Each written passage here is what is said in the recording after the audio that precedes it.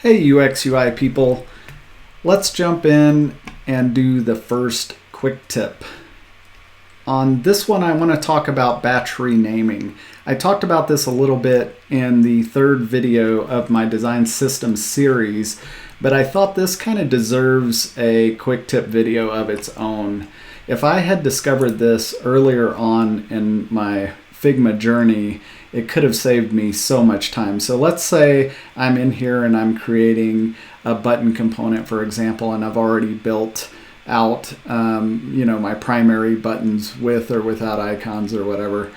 One of the things you can do is, let's say all of a sudden you decided, okay, I've discovered that I'm probably going to need an alternate button style as well. So let's assume that we've got our default state, our hover state, and our on state, and we want to duplicate this and create an alternate style. So we can just copy this over, and then over here in our layers menu, I like to drag all these up to the top and just have everything kind of grouped together. So I've got my primaries down here grouped together, and then this we're going to say, okay, this is going to be my secondary. I want to group this together. So we've got them copied and pasted over. Now if we go over here, and here's a little interesting thing also, is you have to do it from over here.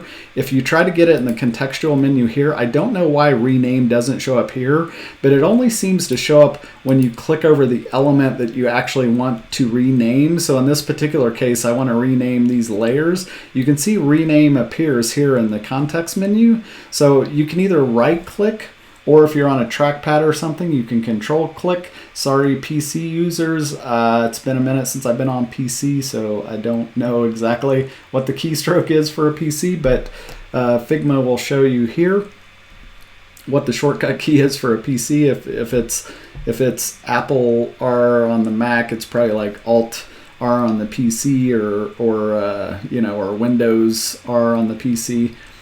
I should probably learn that stuff just for the sake of these videos, but it's really interesting to me that does not show up in this context menu, but it does show up in this context menu. So anyway, just to show you what it does and how powerful it is, let's go ahead and select rename here, because we've got our naming convention here and we've already got our properties and stuff set up here. So why recreate the wheel on all of that stuff just to create an alternate button? We already have it. We just want to change this type of button to let's say it's going to be called alternate. So we click rename, and then we can just look over here and we can say, okay, we've got everything else we need in that layer naming, right? All we want to do is change each one from primary to alternate. And so, we could go through and do that one at a time by renaming each layer, but why do that? And especially when you get into really large components and stuff, this becomes super valuable to learn how to use this batch renaming. And it's kind of a hidden feature in Figma. Like, it took me a while to trip across this. And I don't know why they don't talk about it more, because it's really powerful. But now we can just say, okay, we want to match primary, and we want to replace primary with secondary or alternate or whatever you want to call it.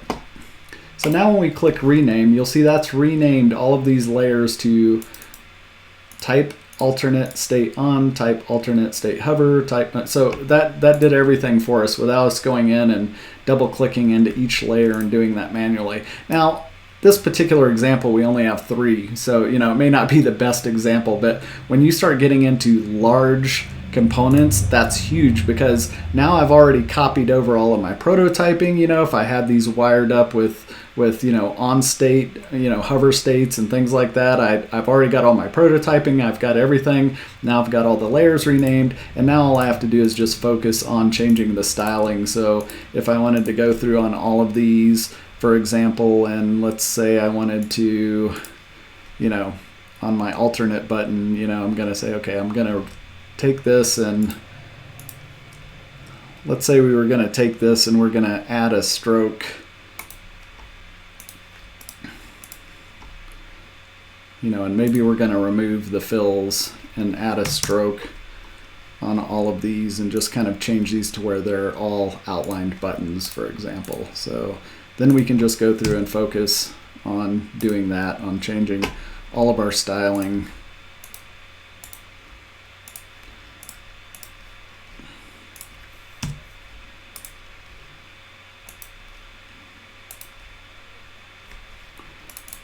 And then we're done.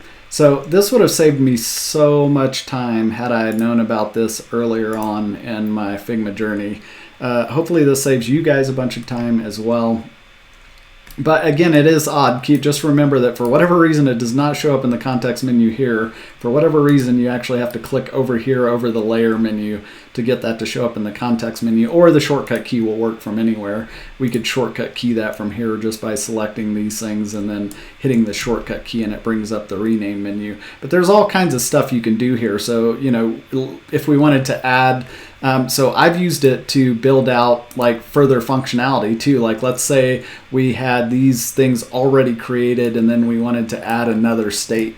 Let's say we went, oh, you know, we forgot to do our, you know, our disabled state or something, right? I could go in and just duplicate all those down, and then I know that I want to add another property in here. So then, see, I just tried to do it again there where I forgot that rename only shows up over here.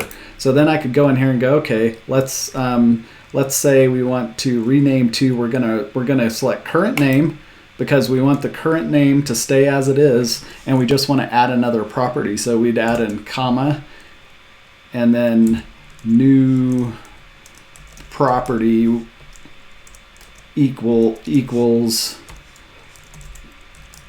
property value, right?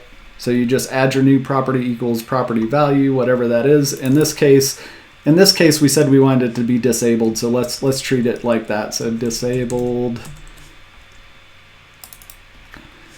and then we might want this, you know, we might want this to be a Boolean value if this was disabled. We might want to just give our users the ability to just Boolean the disabled on and off. So we might want to make that true or false, you know, to where we've got, you know, that type of a setup. So then we could just rename, and now you can see on each of these layers it's added our new property value. So again, hopefully that's helpful to you all. It would have been massively helpful to me earlier on in the process, you know, if I had learned about this a long time ago. Now that I'm getting used to using it, I use it all of the time. So that's today's quick tip. Just remember, batch renaming is there for you if you need it. Get used to using it. It will save you a ton of time over time, trust me. So that's all for today. Hopefully that's super helpful to you guys, and we'll see you on the next one. Cheers.